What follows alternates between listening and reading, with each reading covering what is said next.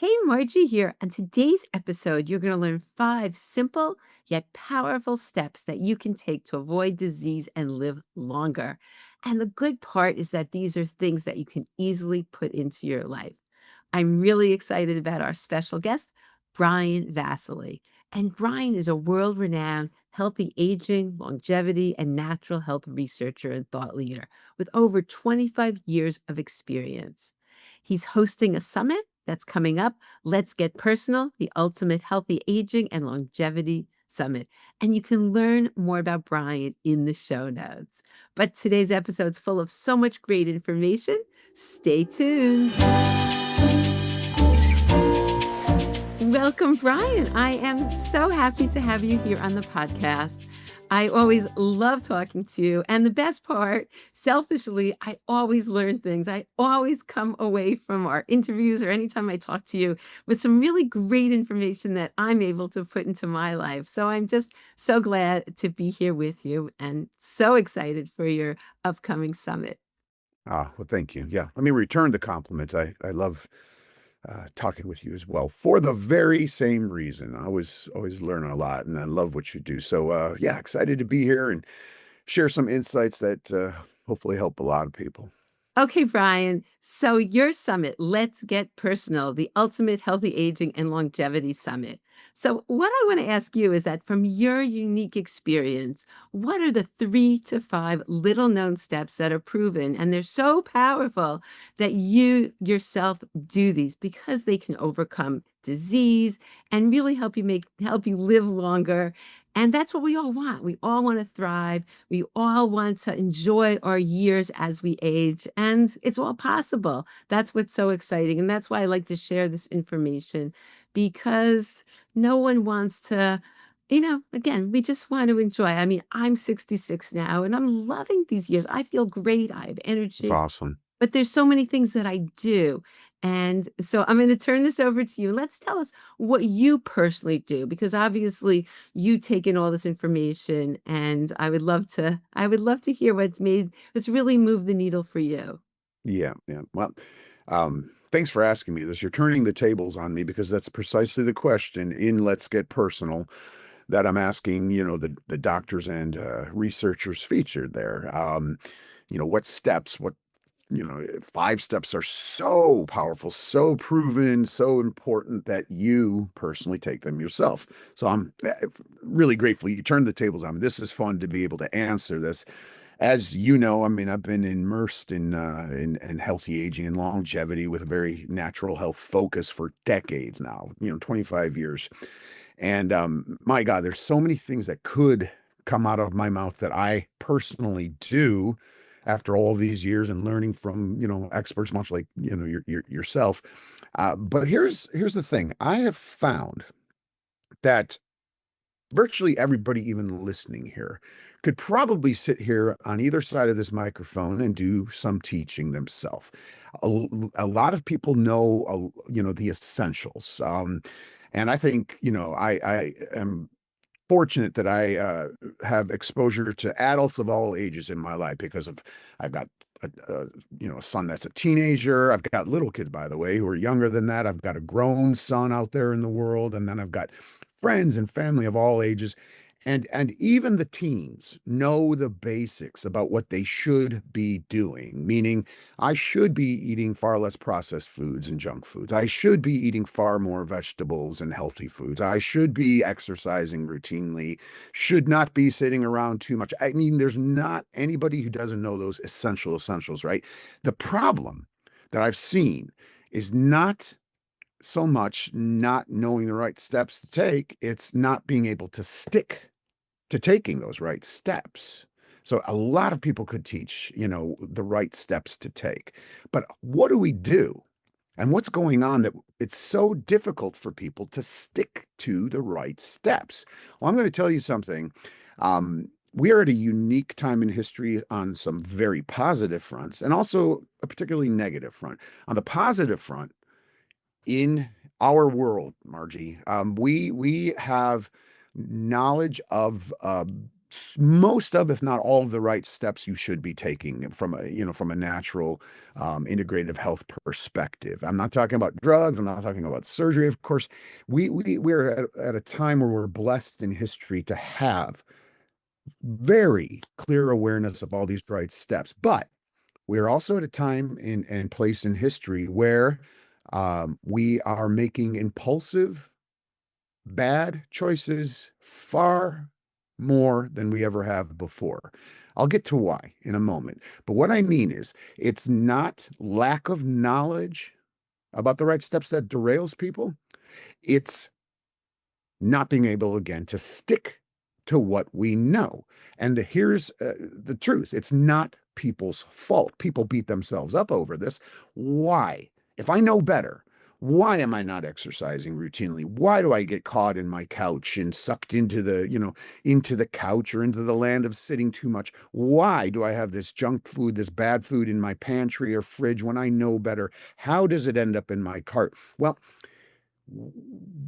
impulsive choices are the, from my perspective, after all these years, the big problem today. Making impulsive choices when we know better. So what's going on in that? We are naturally designed to live in a world where, I'm going to break this down and make this, probably oversimplify, which is a-okay. We can go deeper if we need to.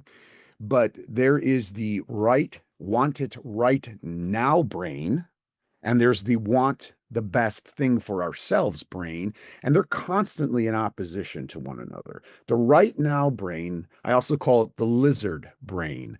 If we were going to discuss in deeper biology where it stems from, a lot of our impulsive choices come from the back of the brain, the old part of the brain, the lizard brain, the oldest part of the human brain, which is really just about, here's an urge and I want to satisfy it now. Sugar, I want it now. Take it. Okay, go. Or I want to sit there and watch, this thing that's attracting my attention on social media or the mainstream news. Okay, watch it now. And then there's the front brain from the prefrontal cortex, which is more the thing that makes us human, by the way, that is about the right choices, meaning resisting those right, want it right now, because we want to live long and live well. And so there's this opposition always going on. So when I say we're at a point in history where we are making more impulsive, back of the brain, want it right now, lizard brain choices than ever, it's because powerful forces have pretty much 24/7 control, to be honest about it, over us and access to us, like never before. Don't get me wrong, 100 years ago, people had temptations all over the place too, but now our temptations are magnified exponentially. You go on and you turn on the internet and there's some wonderful good places to go online, such as Margie Bissinger here, everybody. That's a good place to go. But there's also social media and far more places where powers that be, very influential industries who profit immensely off of you making impulsive choices, are controlling the narrative. And they've got you. And they've got you until you become aware that they've got you. And then you increasingly get your life back and you own your brain again. But social media is a very carefully designed mechanism, for example, where it's all about making you sit there and click and click and click and click far longer than you did. But that's not the only place. You go into any given store, and those places are minefields, where, and it doesn't even feel dangerous. That's part of the allure. They've got you, and they've got you making impulsive choices. So let's start with, how do you impulse proof your health and life? And that's where I'm going to go today for folks, is to give them some very specific, very tangible, practical steps to greatly reduce these impulsive choices that screw us up and screw our health up and screw our happiness up, even though we know better, even though we know the better choices. So I'm going to go there today, if that's good with you. Hey, Margie here. I want to take a quick break to tell you about something I personally love and use every day: Purity Woods' Age-Defying Dream Cream. It's their #1 bestseller, and for good reason. This rich, luxurious cream is packed with USDA certified organic ingredients that are known to help smooth fine lines, reduce wrinkles and age spots, and even out skin tone. What I love most is how clean it is. No toxic preservatives, no synthetic additives, and nothing artificial. It feels amazing on your skin and really makes a difference.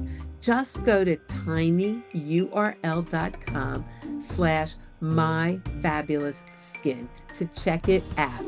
This link will also be in the show notes because what you put on your skin matters for your health, your bones, and your confidence. Now back to the show. Yeah, it's so true because you can come up, that part of the brain can get so powerful.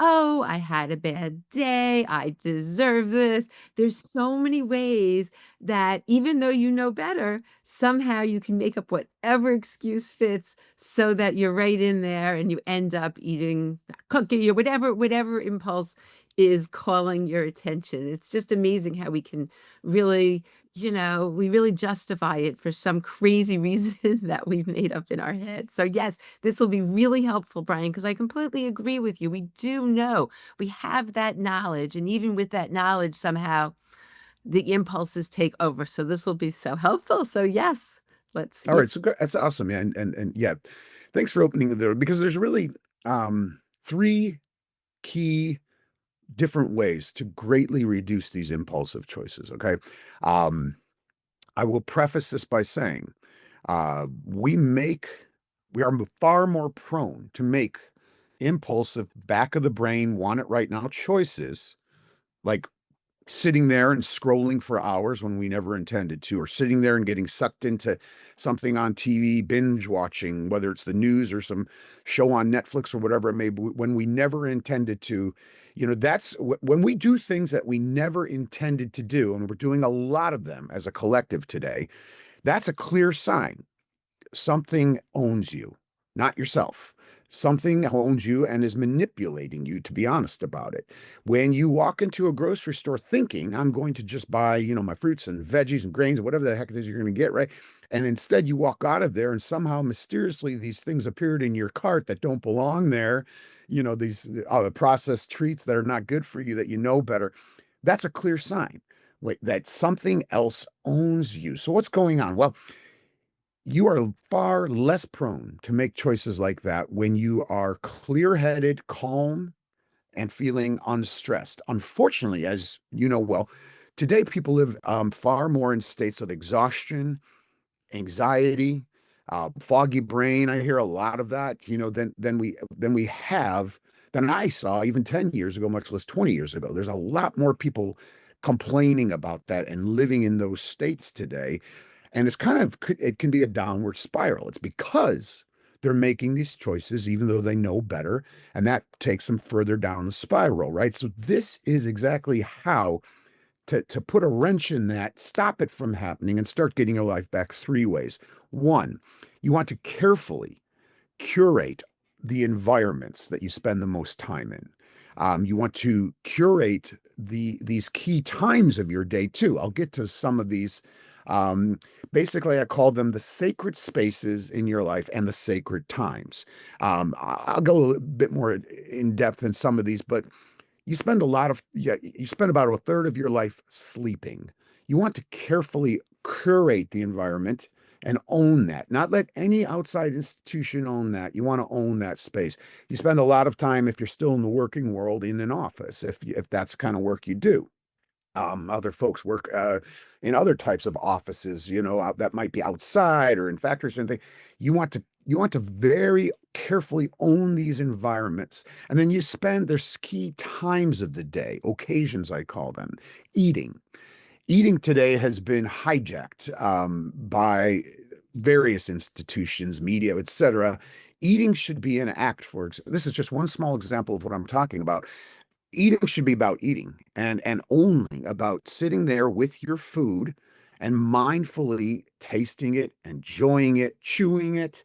But today, people try to eat while they're doing other stuff, while they're watching something on a screen, and so on and so forth like that. So um, those activities are impulse driven. We know better when we sit here and have a conversation about it. Right now, I don't think anything I'm saying to people is like, really? What? We're not supposed to, look at social media while eating. We all know this, but we don't do it. And that's what I'm talking about here. So the three key ways: curate the environments and key times of your day, the sacred times and the sacred places in your life. Engage, number two, in activities, things that prompt a clear, calm, and focused brain so you can be in the mind state to make the choices from the front of brain that are best versus when you're exhausted. It's far easier to make bad choices for yourself. We all know that. It's kind of like being everyone, or most people remember, at some point in their life being drunk. Would you trust yourself to make important life choices when you're drunk? But it's not too different when we're making, on a daily basis, important choices, Margie, from a place of exhaustion, from a place of anxiety. Those are similar to making choices when we're drunk. We're not in our right mind. We're making bad choices. So you want to do things that really give you a calm, focused, centered brain. And then number three, and I started off talking about this, you do want to be very aware of, and I'll just state this directly, the enemy. The enemy, these war zones, like I said, grocery stores are not your friend. Restaurants, they seem such wonderful places. But if you eat out a lot, they're the worst sources or one of the worst sources that destroy your health and life, right? Occasional eating out, they're not so bad. But if you constantly, or are like a lot of people today, eat out a lot, you better be really cautious and say, restaurants also are very much designed to get you to make poor choices because it's very profitable. I love restaurants. I love people who own restaurants. It's not a dig against. It's just how to protect your health. And then I keep bringing, probably the number one war zone or enemy up, which is, social media and mainstream media, simply because they are very carefully designed to manipulate your emotions. Eyeballs and time means money to them, and they want you stressed. They want you watching stuff. They want you sucked in.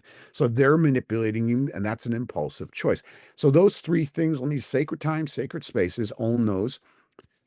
Do things that give you a calm, focused brain, and then be very aware of the enemy. So if you don't mind, Margie, I'm going to pause there and see where you're at. And I'm going to give people a couple very practical steps within each of these realms on this front. Okay, yeah, I couldn't agree with you more because, I think of me many years ago, and I'm fitting in every single one of those. I used to, especially as a physical therapist, you're seeing a zillion patients a day. You're so busy. You are shoving your food down as fast possible just to get to the next patient, and it's certainly not pleasant. And what I've learned over the years is that that's stress and your body shuts down. So there's no way I was absorbing my nutrients, I was absorbing my food. And just that one step, when people relax, realize eating is sacred. It's not to be distracted, and then your body, it's amazing. Just that one thing, how that changes. I've had so many people over the years tell me, you know what? Because I also have people take breaths and just relax before they eat. So to make it, like you said, a sacred time. But just that one step is really life changing in terms of feeling better, enjoying your food, and absorbing your nutrients, which is so important for your bones and overall health. So these are what you're saying is so powerful. And what I like is that it's doable. We can all do these things, and it really, they're small hinges that open big doors. That's what's so great. All right, so keep Darn on right, going. and I appreciate you framing that because about what I'm about to share is very practical, as things go, very simple. Here's also something I'm going to side note. I've seen, again over the decades, being on both sides of the microphone like getting interviewed, doing interviews, hundreds of, close to 1,000 now in my career, and I see a lot of people get caught in the minutia. And it's fun if you're aware of it and you're doing it out of passion, but you're aware of it, that's a-okay. But a lot of people get caught in a lot of mini battles. Like, is if you're a vegan, I've seen people like fight over like the smallest thing for their nutrition perspective. And I'm like, well, you know what? Meanwhile, they're making, big mistakes. I don't know how else to put this, and that's just one of many examples of people fighting over, is this oil, this type of oil, which is healthier than it? And I'm like, wait a minute, wait a minute, wait a minute.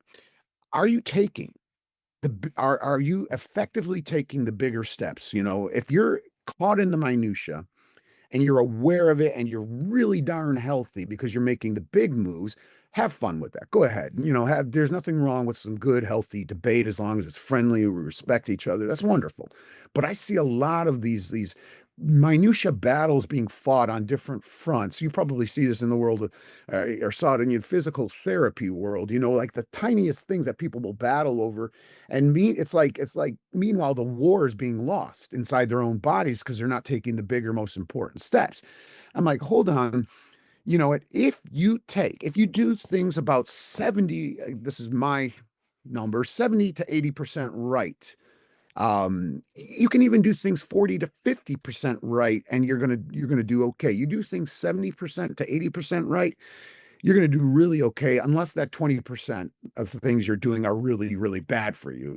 If they're heroin or something like that, that's not what I mean. Okay. But what I'm saying is don't sweat, as the old saying goes, the smallest stuff. Just try to get the big steps right most of the time. You're going to add years to your life. You're going to add life to your years in a tremendous way. So a lot of the people that I see battling the minutia don't have the basics down. And they're not sleeping right if they're battling on the dietary front, or they're not getting effective exercise. And I'm like, no, I'm not trying to slam anybody in any way, shape, or form, but it's just like it's important to take a step back from your life and realize this. And then when I did it for myself and when I've done it for many others, I used to coach one-on-one, I realized, wow, everybody does have a lot of the basic right knowledge. It's just because they can't stick to it. So these things I'm talking about here, they are rather easy to do, but it's remembering to do them. So let me do number one, Oh, for wait, example. before we go on, Sure, sure. I Go, have to Margie. comment on this Yeah. because people in my community are very knowledgeable, extremely knowledgeable. They've gone to summits, they take it all in. What's so incredible is they're taking action on bone health and other things. So they know so much, but just exactly what you said is what happens. I get 10,000 questions on exactly the K2 I should take, exactly how much, everything. And yes, these things are important, but so often the person is so like they're so concerned about, are they taking the right supplements? Are they doing the right exercise? With yes, we want to be important, but the stress that comes from Yes, ma'am. being so diligent and trying to do everything so perfectly almost counteracts a lot of the good. So I think what you said, when you get into the minutia, yes, we want to know the answers, but we have to look at the big picture. So that's why I teach a whole happiness program. And it's part of every single thing I do because I want people to reduce their stress, have joy in their life, because that supersedes all this little minutia that we're worried about. So I just Mm. had to agree with you so much on that because that's what I see. And the people who are care so much about these are the people who are listening to the podcast because they care. They want to do everything, and it's fantastic. I really commend everybody. But sometimes we take that to the next step and we don't stop and take a breath and look at the big picture. So, all right, so continue with the big picture. Well, we could have a love fest here all day because I really want to wholeheartedly agree with it. You just said, and you're so spot on about the worry. I've seen, the worry is almost always worse than the thing you're worrying about.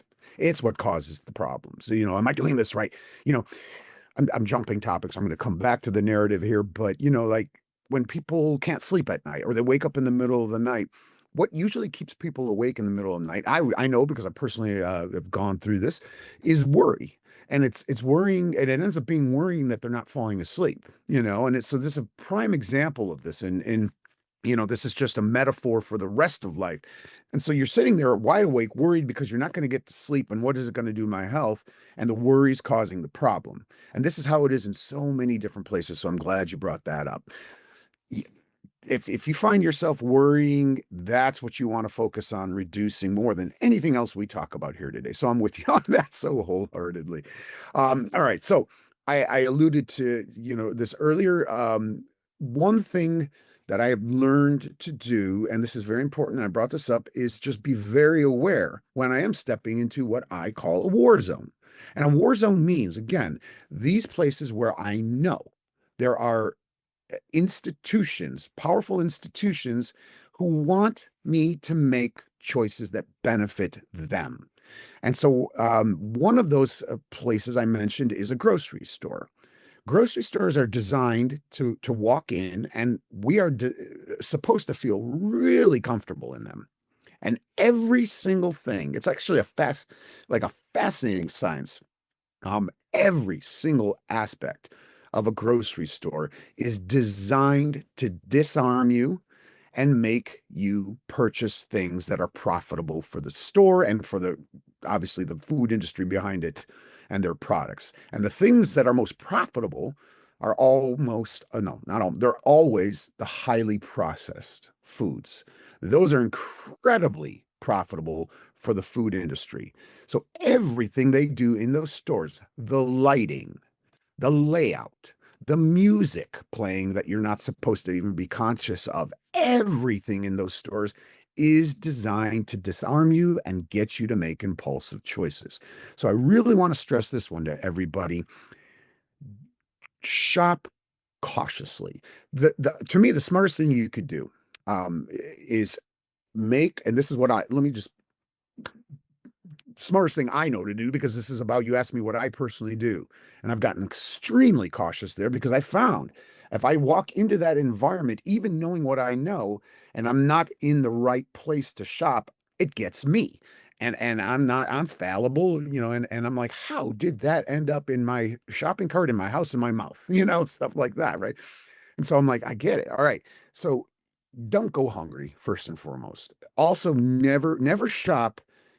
Try not to shop when you are stressed out, when you are not in control and alert of your faculties. Because again, if you shopped right every single time and did nothing else, this is what I'm talking about, the 70%. If you did nothing else that we discussed today or ever on Margie's podcast and my summits, and all you did was shop right all the time, think about that. If most people get most of their food still from grocery shopping, you would be a-okay and you're going to live longer. This gets so many people. How does the wrong stuff end up in our mouth, right? So go not hungry and in the calmest state possible. Here's a couple interesting ones. Um, Try to shop alone. It's an established fact in research that if you're shopping with other people, you're more prone to make bad choices. So you want to shop alone. The ideal is, of course, to make a list. And you want that list, of course, to be made when you're in your right faculties and stick to the list. And this is one place where I'm like, if you have a hard time doing that, you can easily go online today and shop for groceries online and get them delivered to you if this is hard for you, because there you're even more prone. Of course, they've got little mechanisms to try to get you to make bad choices there too, but it's far less potent than it is going to the store. So something so simple as being aware the grocery store is not your friend. It used to be 100 years ago back. Well, I wasn't alive, but in the general store days, where you walk in and you just tell the guy or woman behind the counter, I want this, this, this, and this, and they go get it for you. Today, it is a mastermind class in how really to control people. So be cautious when going to the grocery store first and foremost. Simple as that. Okay, continue. So let's continue. Nonetheless, things end up in your cart and in your home that don't belong there. Again, ideal is never the reality, right? So here's another one. Vicinity. When it comes to making smart choices for ourselves, vicinity is everything. So when I talk about sacred spaces, what does that mean? It means that most of the choices we make are on autopilot during the course of a day. We're not using willpower, nor will we ever, nor should we ever rely on doing so because it's bound to fail. I think 70, 80% of the actions we take in the course of a day are on autopilot, subconscious mode, right? And so if I'm hungry all of a sudden right now, Margie, and I'm sitting in my office right now, My inclination as a human being is to reach for something or to get up, if I wasn't doing an interview, if to get up and go and quickly reach for something. Okay, use that knowledge with nothing else said, with that in mind, use that knowledge to your advantage. So reorganize, everyone. I want you to take a look later on today at your pantry and your refrigerator and anywhere you keep food. Number one, go take a look at your pantry. You don't have to do anything just yet. And just honestly assess, is there stuff in there that doesn't belong in there? Doesn't belong because you know it's not good for you. All right. And then you can always question, well, how did it get there? Right. But it's there. It's probably in just about everybody's, unless you're outstanding. Kudos to the 20% listening here who have everything right in your fridge and everything right in your pantry. I told you, I have little kids at home. They're not so little, but 11 and 12. There's junk. There's junk. I'm pretty strict on that front, but they're kids. And so there's some things that don't necessarily belong. So here's the question. Is it within easy reach? Because if it is, you're gonna reach for that. Reorganize your pantry, reorganize really your life, but I'm narrowing it down to one very simple and very powerful and super simple, to understand step here. Reorganize your pantry and your fridge so that all the healthy choices are easy to reach and all that junk is hard to reach. You got to get the step ladder for it. Simple as that. Simple as that. So shop cautiously. If there is junk in the home, make it very difficult to reach that junk. Now you're working within the realm of real human nature. We're getting real here. We're not talking about impossible willpower. Fight it. If there's I don't know what your weakness is, peanut M&Ms, if that's your weakness and it's sitting there on a shelf in front, of course you're going to reach for that. But if you have to go get a step stool and, go 2 flights up in your pantry, if you have a tall pantry and reach for it, it's going to be much harder. Vicinity has a lot to do. So reorganize your pantry and your refrigerator. Something as practical and simple as that makes a world of difference. I'll pause there if there's comments, questions about that. Yeah, no, I just want to say my husband likes to bake and he's a physician. He would bring baked goods in to help the residents and my mother-in-law baked. So it's sort of a family thing and it just brings him joy. And he does make everything organic, but they're still filled with sugar, organic or not.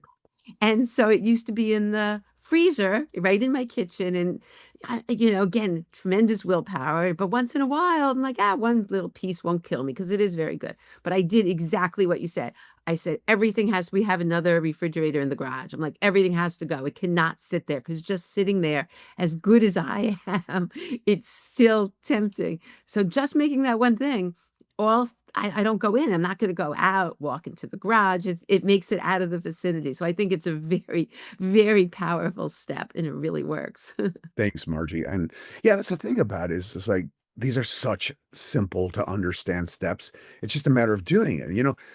I encourage everyone to step back from their life now that I've been talking about impulsive choices for a while and really just take a close look at, like, everybody, essential right steps to take. Where are the impulsive steps you're taking? Are you ending up, scrolling through social media endlessly when you never intended to?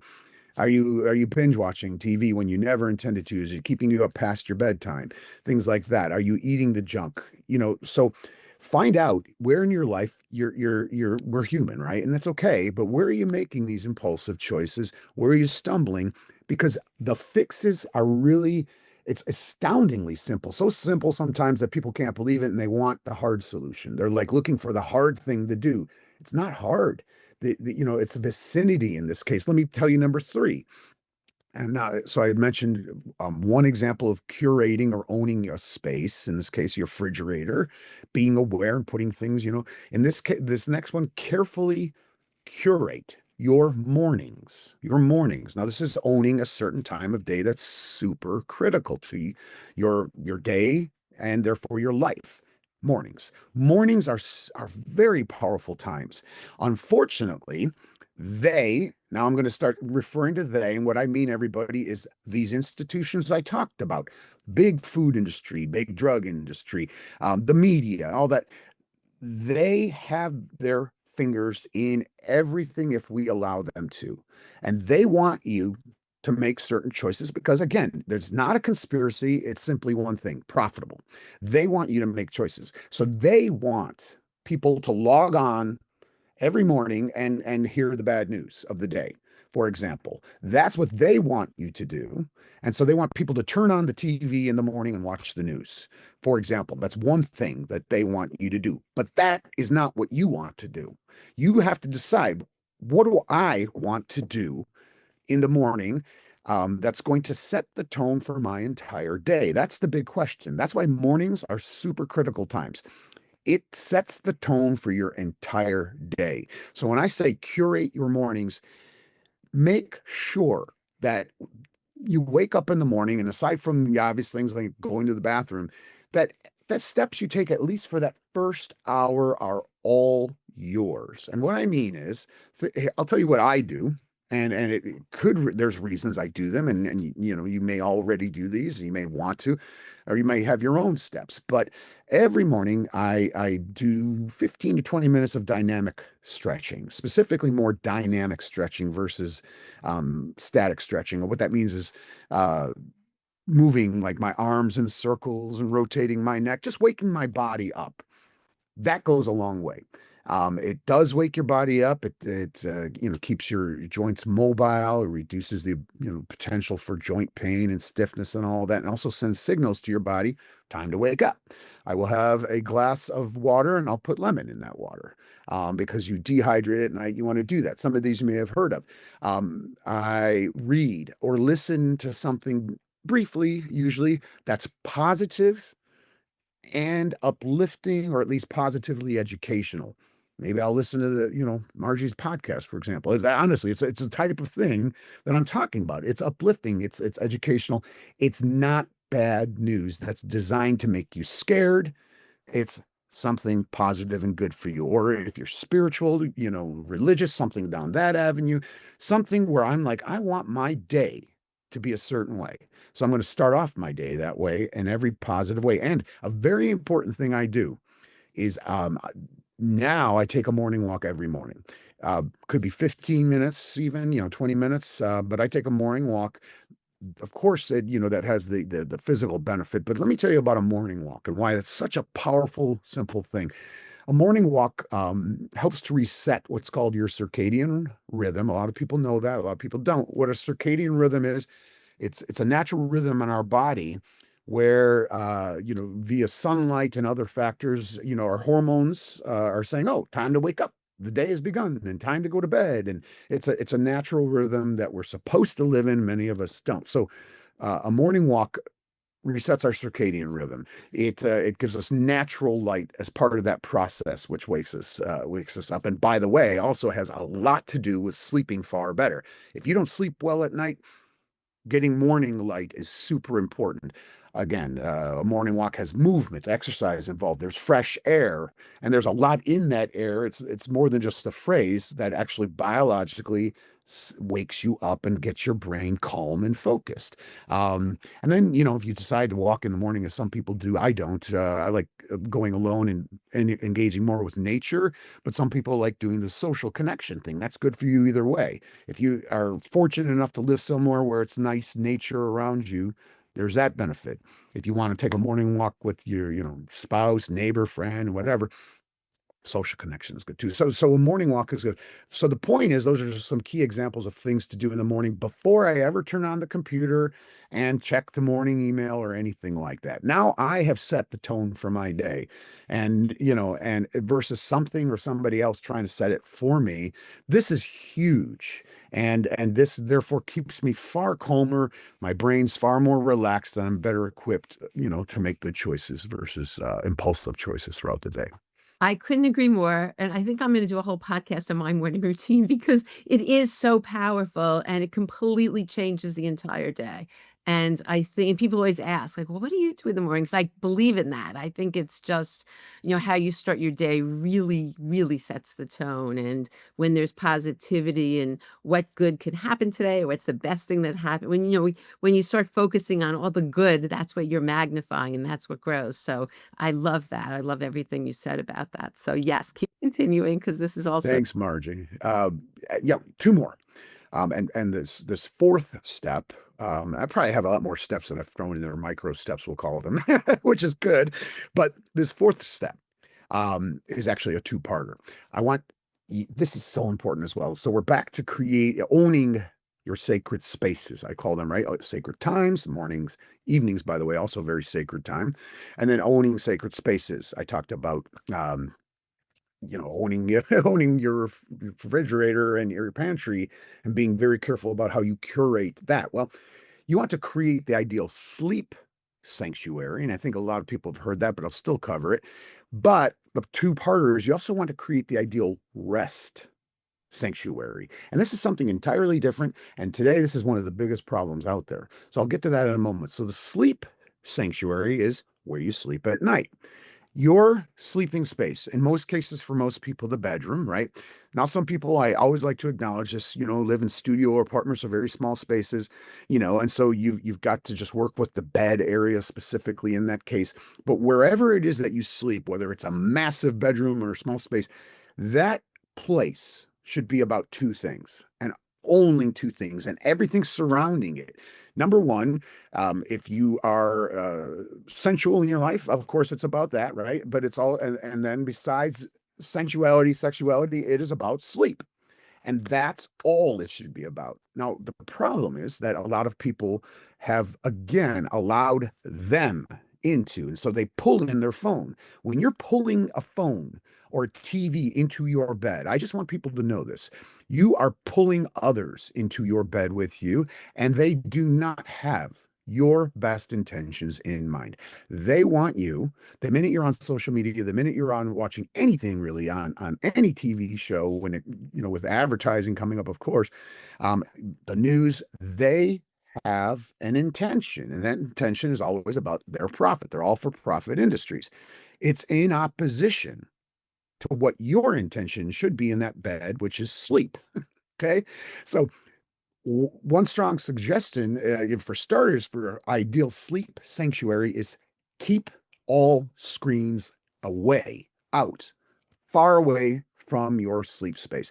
Your sleep space should be entirely about designing the ideal comfortable mattress, the ideal comfortable bedding. I could go deep, but I won't, on why you want to make sure, because you spend 1/3 of your life there, that you try to choose organic choices, no fake, polyester, anything.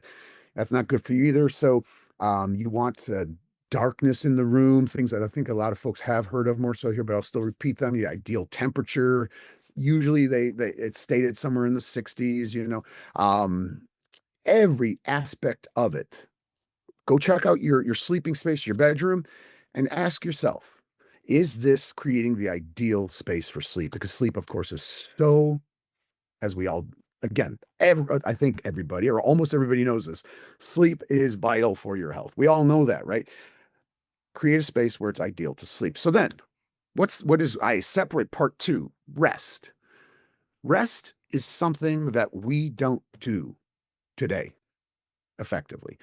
Most people, whether they are retired, and certainly if they work in any kind of job, are supposed to take moments, minutes, 15 minutes, 20 minutes to go and relax and rest and step away from whatever it is you're involved in, your work, whatever it may be. But we don't do that. What do we do now? We grab usually our phones or some screen, and it goes with us. That's not rest. And I see this all over the place. And I used to see it just with young people. And now I see it with, people who are in their 70s, even 80s, even now are taking their phones, and scrolling when they're certainly trying to eat, but when they're just trying to chill out for a while. What's going to happen? Again, there is somebody on the other end, or, some entities on the other end of that screen who have an intention for you. They want you to take actions. If it's Margie, it's a good action.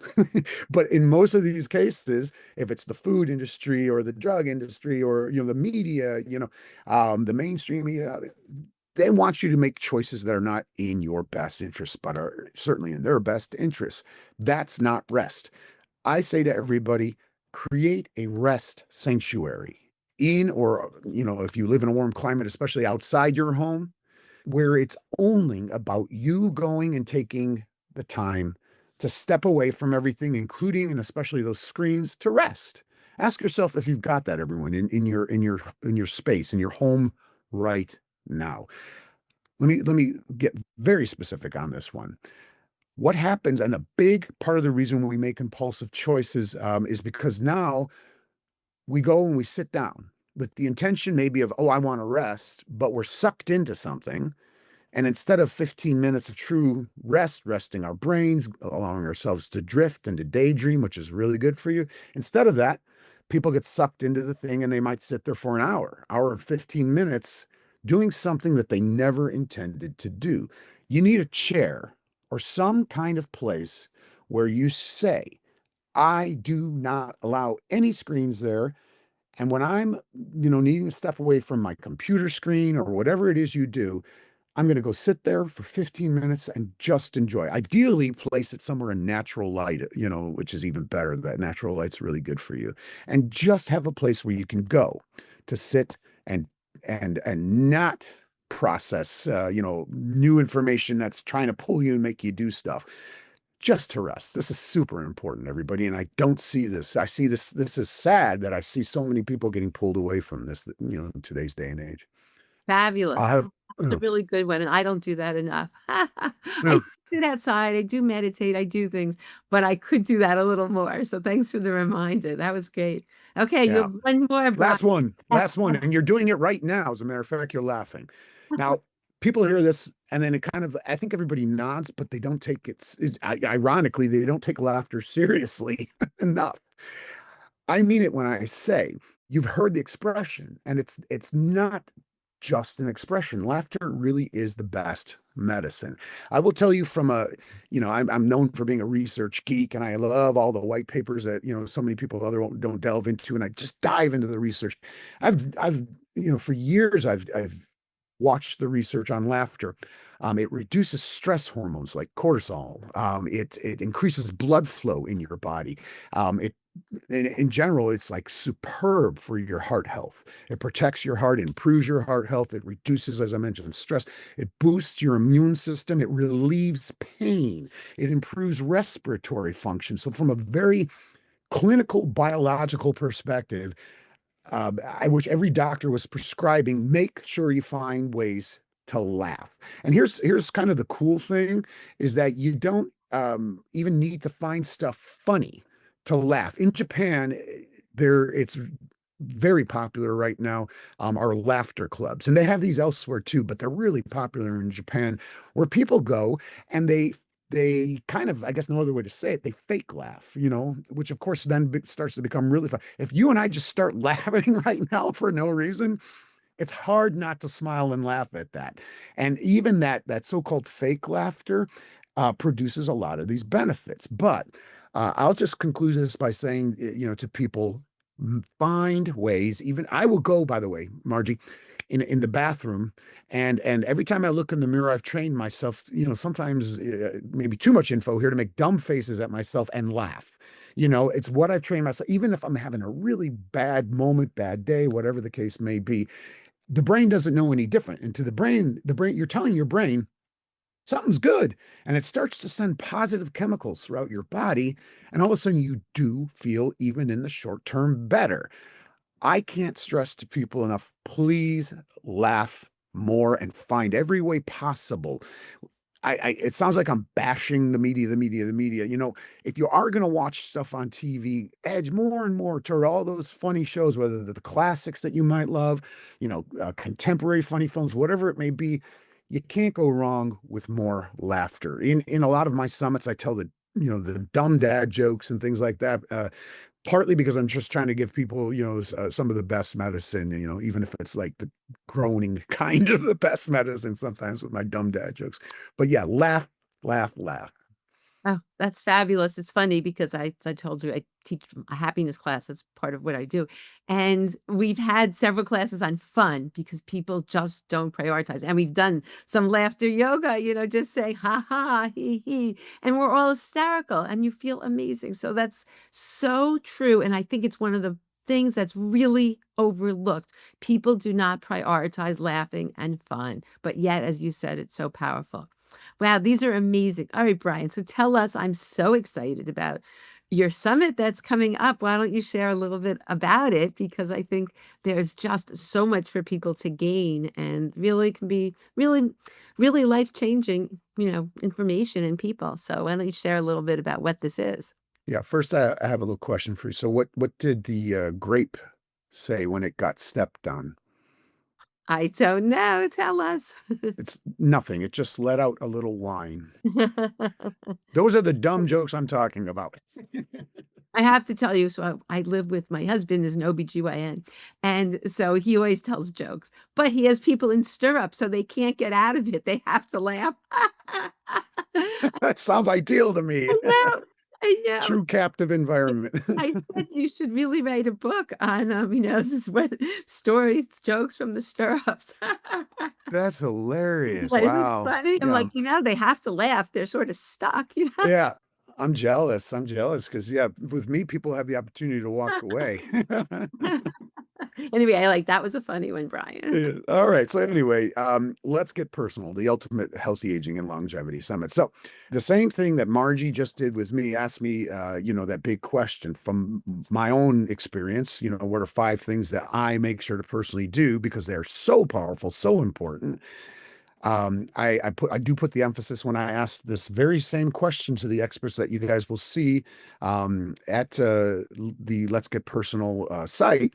I put the emphasis on little known, to a lot of folks because we all and if somebody shares it and they might have their own unique spin on why, but I'm not asking them to tell me again why green leafy vegetables are good. We all know that, right? And so I asked them to share lesser known, super powerful, and ideally evidence-based steps, much like, again, what I just shared. So you're going to get some incredible and very unusual in some cases, steps. And again, they're not pie in the sky. I mean, there's a lot of evidence behind what all these doctors and researchers you'll see in Let's Get Personal are sharing. It's simply fascinating, first of all. And then I do try to make it fun. I told you, I concluded here with laughter. So I do my best, to put smiles and laughter, make it interesting, and then break down, anything that might be a bit complicated for people to just try to make it easier to understand. So it is 7 days. It's entirely free. So yes, just go to the link that you'll see. Let's Get Personal, the Ultimate Healthy Aging and Longevity Summit, and I guarantee you. Here's an expression that's thrown around so loosely today, but in this case, I promise you it applies. It's a game changer. This one is life changing, as you will see. Even day one, check out who it features and what they're each sharing. I share that on the page, like the essence of what they're each going to share. I think you're going to love it. So yeah, thanks for opening the door and letting me share that about it. I've done I think 8 or 9 summits now, and this is by far the best and the most enjoyable that I've done.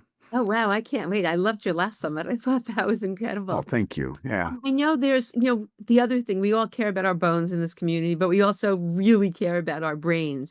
And I know that, right, isn't there something when you sign up in terms of the brain that people are getting?